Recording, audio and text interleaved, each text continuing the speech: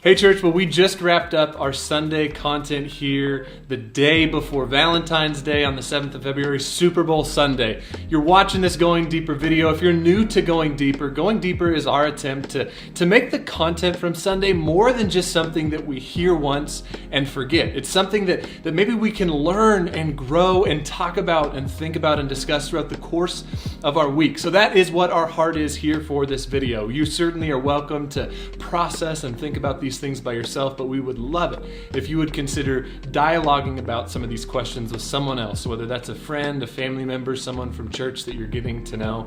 We really believe that going through this content together can really help to pull out what it is and the depth with which it's supposed to help and really cultivate an environment where we're dealing with some of these issues more than just on a Sunday morning. Well, for the topic today, we looked at Matthew chapter 18, and in this passage, Jesus tells us a story, and there's three main characters. There's a king, there's a first servant, and a second servant. This king comes and draws the first servant before him who has a debt that's 73 million days worth of wages, this astronomically high debt. So here's one of the first questions I want us to consider as we talk about and think about this notion of forgiveness. When you examine your own life, are you someone who easily forgives, or do you struggle forgiving others? Are you someone who extends forgiveness easily, or are you someone who it's difficult for you to process and work through forgiveness? The second question that we're going to look at here comes from one of our points that we talked about, where servant one is just forgiven this debt of 73 million days worth of wages.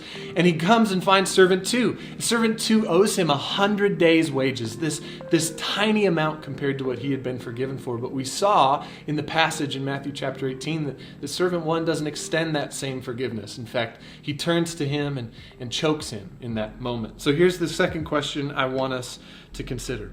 I want us to think for a moment, and I want us to discuss the importance and the significance of what it means to be forgiven by God. I think this is something that you and I are probably familiar with if we've been going to church for any matter of time, yet it's something that can just become a fact about us, like I'm tall or I'm short or I'm blonde or I'm brunette. But what does it mean for us to truly have been forgiven by God?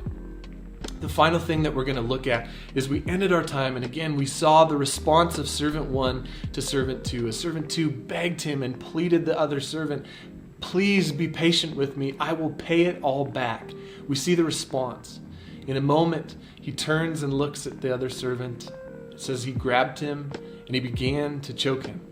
And we made the statement here this morning that unforgiveness suffocates relationships. So here's the final question I want us to consider. Is there someone in your life that you're harboring unforgiveness towards? Is there someone in your life who owes you a debt, who's done something we feel as a wrong, as though a wrong has been done to us? Is there someone in your life who you're harboring unforgiveness towards? As we end our time together, I think it just would be incredible and impactful if we would just spend a few moments praying, asking God to show us the beauty of His forgiveness, and asking the Holy Spirit to empower us to be able to forgive those who have hurt us.